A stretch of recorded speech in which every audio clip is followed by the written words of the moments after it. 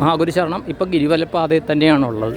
ഇപ്പോൾ നമ്മൾ ഇന്ദലിംഗം കഴിഞ്ഞ് കുറച്ച് മുന്നോട്ട് വരുമ്പോൾ റൈറ്റിലോട്ട് ടേൺ ചെയ്യും.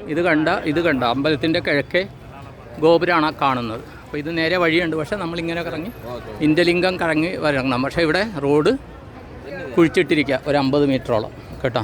അതുകൊണ്ട് നടക്കാനായിട്ട് റോഡ് സൈഡിൻ്റെ കൂടെയൊക്കെ നടക്കണം. പിന്നെ എപ്പോഴും ശ്രദ്ധിക്കുക, ഇവിടെ വരുമ്പോൾ നഗ്നപാതരയായിട്ടാണ് നടക്കേണ്ടത്.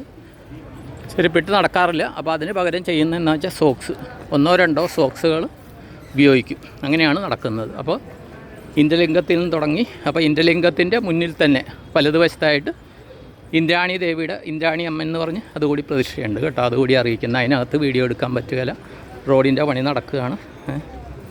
കുഴിക്കൽ നടക്കുന്നു, മൂടൽ അവിടെ തമ്പുരാനറിയാം, അരുണാചലേശ്വരൻ അതിനുവേണ്ടി എത്രയും പെട്ടെന്ന് ആൾക്കാർക്ക് സദ്ബുദ്ധി തോന്നിക്കുന്നു.